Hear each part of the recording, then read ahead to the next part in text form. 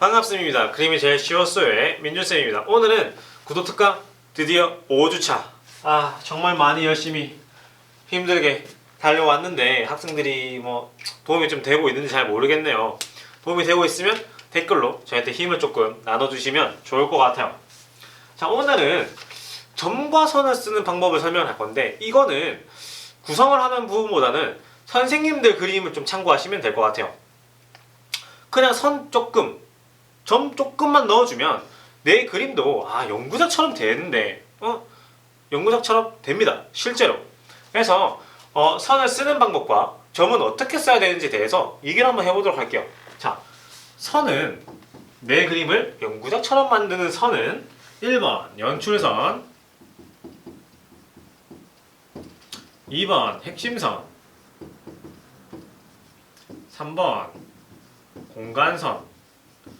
요 세 가지 선을 이용하면 여러분들은 선생님처럼 그림을 그릴 수 있습니다. 자, 그러면 예시 주제부 한번 그려볼게요. 빠르게 그리겠습니다. 자, 일단 기본적으로 이 정도를 그려놓고, 자, 그러면 연출선, 핵심선, 공간선이 뭔지 설명을 한번 해봐야 되는데, 연출선이란 것은 교수님 여기가 포인트입니다, 하지만 조금 더 포인트처럼 만들어 보는 거예요. 선을 그냥 쓰는 게 아니라 실이라고 생각을 해봅시다. 그러면 포인트 위치에는 뭔가 끊어지고 당겨지고 뭔가 곡선, 직선, 조화가 이루어지는 살짝 복잡한 연출에 대한 선, 그것이 포인트입니다 알려주는 부분이 연출선입니다. 그러면 해서 얘가 눌러서 뭔가 얘가 눌러서 끊어진다는 느낌을 준다든지, 아니면은 얘를 칭칭 감고 있다든지, 이것이 주제부와 포인트를, 여기가 주제부입니다, 포인트입니다 해주는 연출선이라고 생각을 해주시면 될 것 같아요. 뭔가 아이디어가 들어가야겠죠, 당연히. 자, 그러면 핵심선은 뭔가 왼쪽을 보더라도 오른쪽을 보더라도 여기 주제부에 시선이 가게끔 노골적인 선이에요. 왼쪽을 보고 이쪽으로 노골적 시선이 가야 돼. 그러면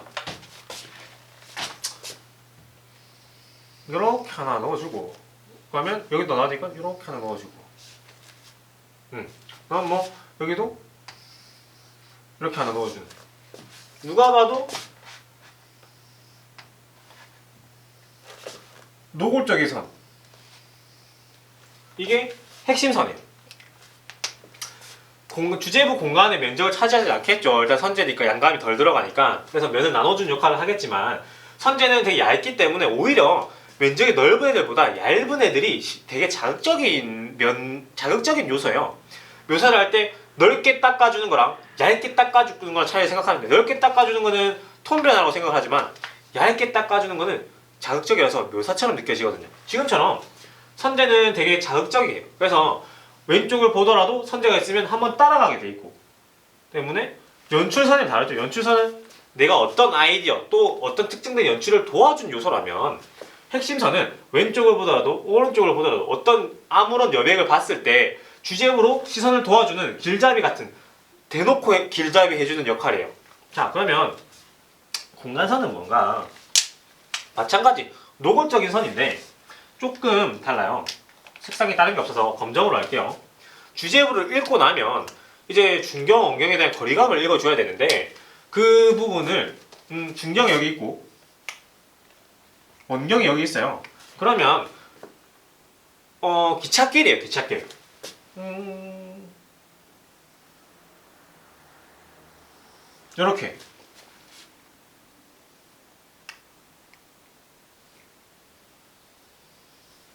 이렇게 주제부를 읽고 나서 선을 따라가면 중경이 있고, 선을 따라가면 원경이 있는, 이렇게 길잡이 같은 거예요. 그러니까 정거장이라고 생각하시면 될 것 같아요. 중경과 원경의 정거장이란 부분에 일단 철도가 놓여야 움직이겠죠. 그래서 그 철도 길을 만들어주는 거라 생각을 하시면 돼요. 학원에 걸려져 있는 선생님들 그림이나 좀 잘 그린 선재를 쓴 그림들을 한번 보게 되면 아실 수 있을 거예요. 연출선이 있고 포인트를 가르쳐주는, 또는 포인트가 된 연출선이 있고, 또 그 오른쪽을 보더라도 왼쪽을 보더라도 빈 곳을 보면 주제부로 시선이 이동되게끔 도와주는 핵심선이 하나 있어요. 그 다음에 주제부에서 원종으로 쫙 빼주는 공간선이 하나 존재해요. 이거는 뭐 네이버나 뭐 핀터레스트나 구글에 쳐서 조금 선재를 활용한 그 건대에 그 빨간 색깔 그 갑자기 기억이 안 나요. 그 바퀴 그린 그림이 있죠. 그걸 한번 스케치 한번 해보세요. 거기서 이건 연출선이네? 이건 핵심선이네? 라고 생각을 하시면 되게 이해하기 편하실 거예요. 자, 그러면 이제 점제죠. 오케이, 그럼 점은 뭐냐? 점은 도대체 뭘까? 점은 쉽게 생각하시면 돼요. 우리가 바탕화면에 폴더가 되게 많죠.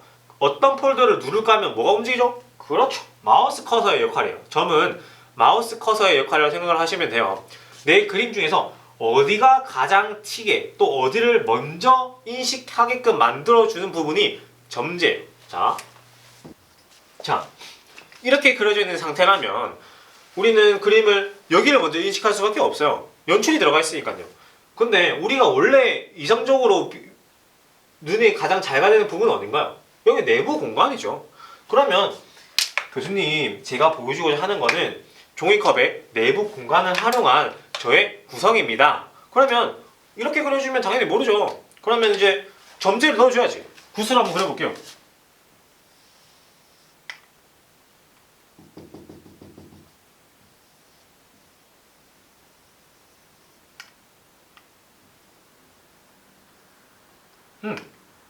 이렇게 한번 그려줘도 여기가 훨씬 더 눈에 띄죠. 뭐 뒤에 하나 더 넣어주든지.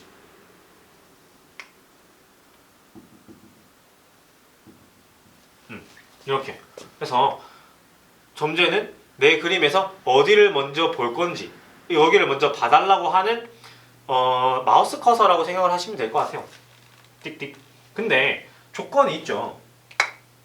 한번 생각해 봅시다. 종이컵이랑 유리구슬이 있어요.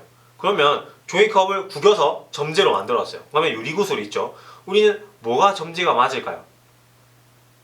이거? 이거? 유리구슬이죠? 자, 이유가 있어요. 점재는 일단 고려해야 할 대상이 있어요. 무게,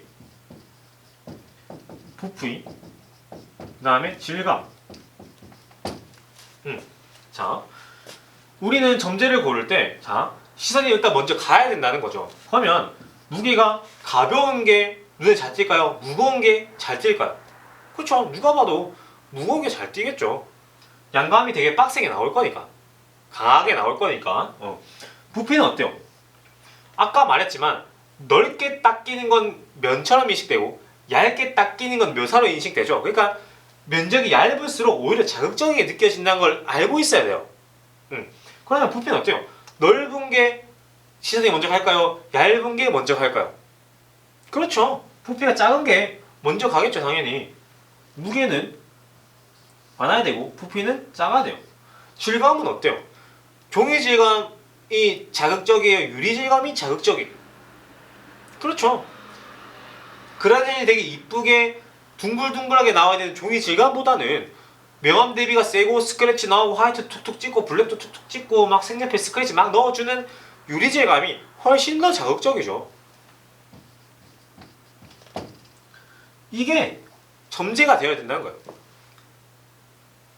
자, 그러면 반대로 생각을 해봅시다. 점재가 아니라 면지를 선택하는 방법이 뭐냐, 이렇게 생각하시면 될 것 같아요. 그림이 있는데 내가 잘리나? 나오나? 이렇게 그리네. 자, 그림이 있는데 색종이를 되게 여러 개 구성하고 종이컵을 되게 여러 개 구성하고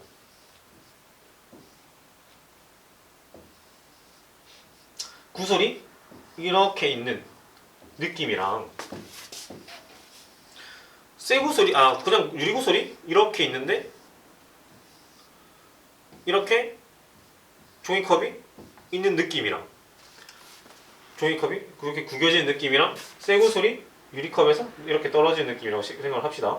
자, 그러면 우린 여기서 어떤 그림에 대해서 이 그림이랑 이 그림이 어떤 느낌을 받을까 라고 고민을 한번 해봐야 돼요. 요 그림은 되게 가벼운데 되게 쇠구슬에 대한 무게로 되게 굵직굵직 그러니까 떨어지는 가볍고 무거움이 명확하게 보이겠죠. 근데 요건 어때요? 칠했을 때 생각을 해봐요. 개체가 단단한데 질감도 거칠어. 근데 무게도 무거워.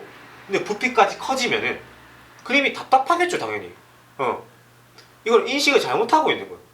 그래서 면제나 점제나 선제를 쓸 때는 그 개체 활용도도 중요하겠지만 뭐 전에 계속 설명을 해줬지만 그것들 포함 무게, 부피, 질감 또는 질량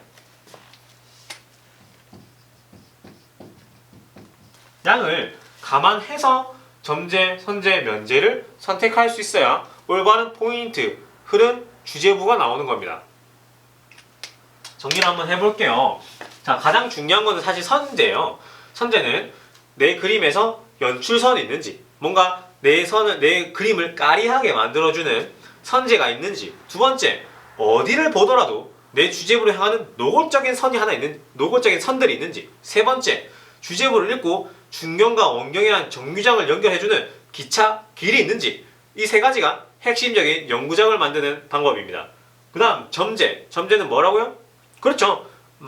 모니터의 마우스 커서 같은 역할이죠. 마우스 커서가 폴더보다 작죠? 근데 왜 잘 보이죠? 부피가 작기 때문에. 대신 확실한 모양을 가지고 있는 거죠. 즉 점제는 무게가 높고 부피가 작으며 질량과 질감이 자극적이게 표현이 되어야 된다는 소리예요. 요거만 외워주신다면 마지막에 이거는 경고인데 선제를 미리 넣지만 선제는 양감이 안 나오고 또 부피 면적을 차지하는 애들이 아니죠. 근데 얘들을 먼저 그리게 되면 선제 먼저 그리게 되면 내가 주제부를 그릴 곳까지 그려버리면 거기 그림을 안 그려. 그러면 까리한데 칠을 하면 양감이랑 부피 면적을 차지를 안 하니까 그림이 허전하게 나와요. 허전하게. 그래서 제발 부탁인데 선제를 미리 그리지 말고 선제가 없어도 물 같은 연출선이 없어도 그림이 구성적인 면에서 단단하게 나온 상태에서 꾸며주는 거예요. 꾸며주는 거. 그냥 맛다시 같은 거예요. 맛다시 없어도 밥은 먹을 수 있잖아요. 밥을 먹을 수 있을 정도의 구성을 한 다음에 맛다시를 뿌려 잘라는 거야. 조미료를 넣어야 되는 거야. 그때부터. MSG를 그때 넣으라는 거예요. 그때. MSG를 먼저 넣고 음식을 만들 수는 없잖아요. 음식을 만들고 MSG를 넣잖아요. 라면 가루 같은 거. 지금처럼 선제는 미리 그려주지 마세요. 부피도 안 나오고 면적 차지도 안 나오고 또 양감이 안 나오기 때문에 그림을 그렸을 때 그림이 전반적으로 얇아 보이고 미완성처럼 보일 확률이 높습니다. 중요합니다. 알겠죠?